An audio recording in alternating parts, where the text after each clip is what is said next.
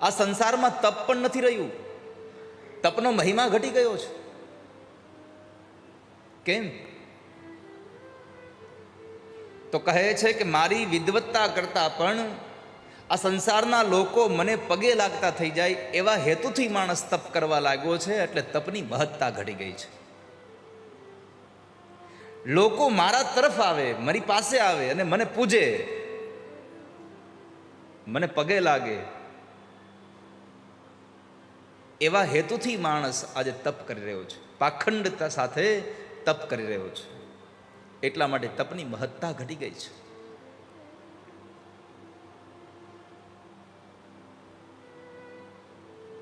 શૌચ, પવિત્રતા,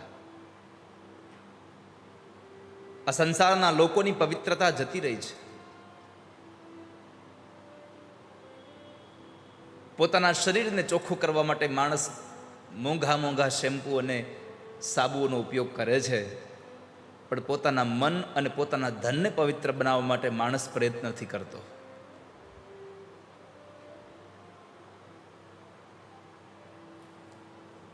મન અને ધન પણ પવિત્ર હોવું જોઈએ.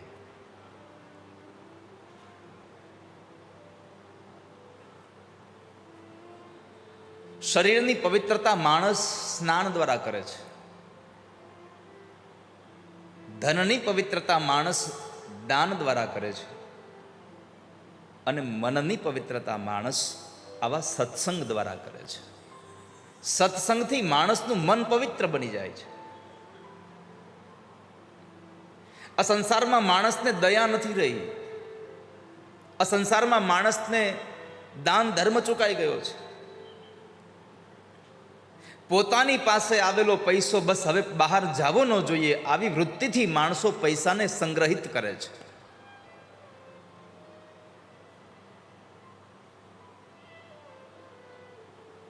દયા દાનમ ન વિદ્યતે, અને કહ્યું ઉદરમ ભરીણો જીવા વરાકાહ કૂટભાષિણ. આ સંસારના લોકો પેટ ભરા રહ્યા છે. જરૂર પડે તો એટલું મીઠું મીઠું બોલે અને જરૂરિયાત પૂરી થઈ જાય એટલે પછી કોણ હું ને કોણ તું. પછી કોઈને અહીંયા કોઈ લાગણીઓ નથી. વરાકા કૂટભાષિના.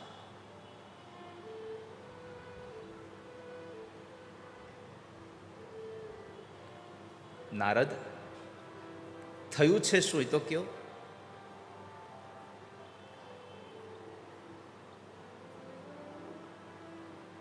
દેવર્ષિ કહે છે, સનત કુમારો, હું આ લોકમાં અનેક ક્ષેત્રોમાં ફર્યો. હરિક્ષેત્રમાં ગયો, કુરુક્ષેત્રમાં ગયો, પ્રયાગમાં ગયો, કાશી ગયો, રંગનાથ ક્ષેત્રમાં પણ ગયો,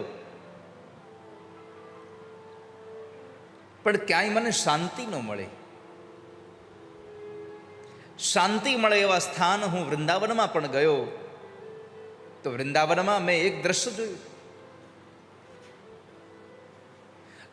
આ પૃથ્વી ઉપર જ્યારે હું ભ્રમણ કરી રહ્યો હતો ત્યારે પૃથ્વીના લોકોને મેં દુઃખી જોયા છે, કોઈને મેં સુખી જ ન જોયા. સનત કુમારો જરા હાસ્ય સાથે કહે છે, અરે નારદ, જરા વિચારીને તો બોલો, કોક તો સુખી હશે, કોઈકની તો બધી ઈચ્છાઓ સંપન્ન થઈ હશે. કોને દુઃખી જોયા? તો નારદ કહે છે કે આ પૃથ્વી લોકમાં ગયો તો ઘણા બધા સંસારી લોકો એવા હતા જેની પાસે ધન નહોતું. ધનના દુઃખી હતા માણસ. નારદ, કોઈક પાસે ધન નહીં હોય પણ બાકી તો બધા પાસે ધન હશે. તો નારદ કહે છે, જેની પાસે ધન હતું એની પાસે સંતાન નહોતા એટલે દુઃખી હતા, એ પુત્ર નહોતા. અરે નારદ, કોઈક ઘર તો એવું હશે કે જ્યાં પુત્ર હશે, ધન પણ હશે. હા, એવાય ઘણા ઘર જોયા મેં, ધન હોય, પુત્ર હોય, બધું જ હોય, પણ તોય દુઃખી હોય. કેમ? તો કે છે ઘરમાં શાંતિ ન હોય. જુઓ, અહીંયા નારદે બહુ સુંદર વાત બતાવી છે. પૈસો ગમે તેટલો હોય, પરિવારના લોકોનું સભ્યનું મંડળ પણ મોટું હોય, પણ જો એકબીજાની વચ્ચે સદભાવના ન હોય, એકબીજાની વચ્ચે પ્રેમ ન હોય, તો પૈસો, તમારું મકાન અને પરિવારના બહુ બધા લોકો સાથે હોવા છતાં પણ માણસ સુખી થતો નથી. આ સંસારમાં પૈસો ક્યારેય સુખ આપતો નથી. તમને કદાચ એમ હોય કે આપણી પાસે બહુ પૈસા છે,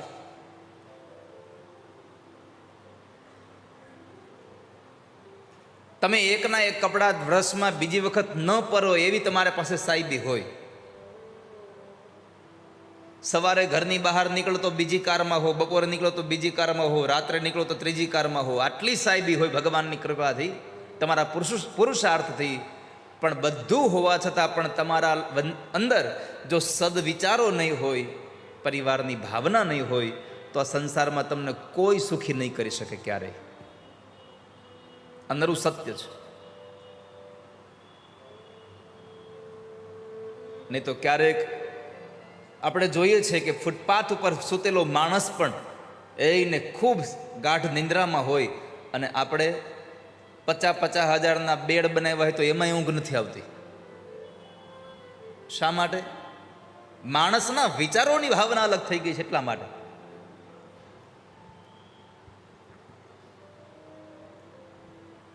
તો મેં બધાને દુઃખી જોયા છે.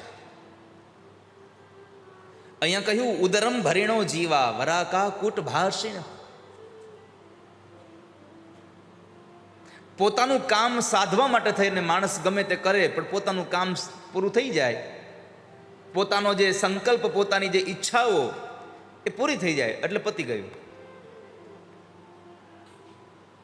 આપણે આપણું આજીવિકા ચાલે એટલા માટે નોકરી કરતા હોઈએ છીએ, આપણે સારી જગ્યાએ આપણે વ્યવસાય કરતા હોઈએ છીએ.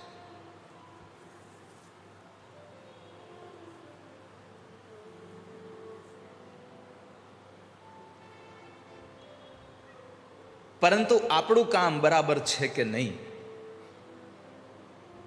એની સાથે આપણને કંઈ જ લેવા દેવા નથી. આપણે તો એક જ છે કે મને મારો પગાર મળી જાય એટલાથી મતલબ.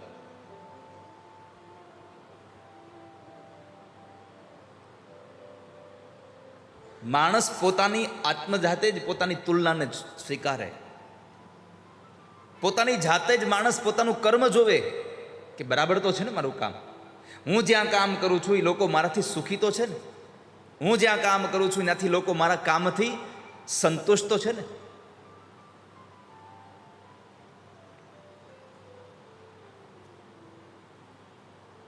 પોતાના કામની ચકાસણી પોતે કરવો જોઈએ માણસ.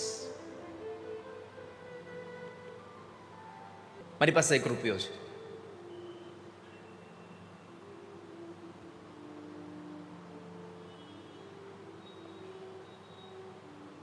લગાવી લે ફોન, સાંભળજો હો બધા જ લોકો, અને પછી તમારી જાતને તમે આ પ્રશ્ન કરજો કે આ વાત બરાબર છે.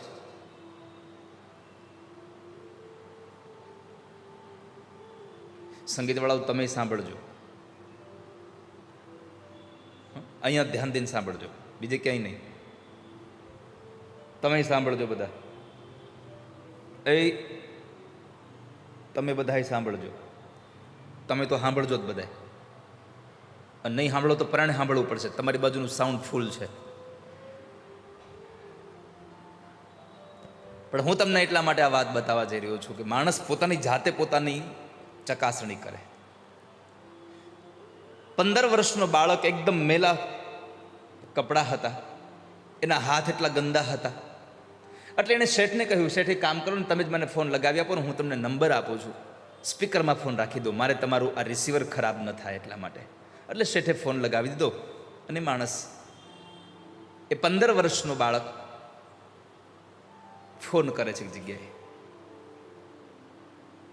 ફોન કરી અને પોતાને આ કામની આવશ્યકતા હતી, પોતાના પરિવારને, પોતાના બાપુજીને મદદ કરવાની જિજ્ઞાસાવાળો બાળક. એટલે એમને એક જગ્યાએ ફોન કર્યો અને કહ્યું કે હાલો બેન,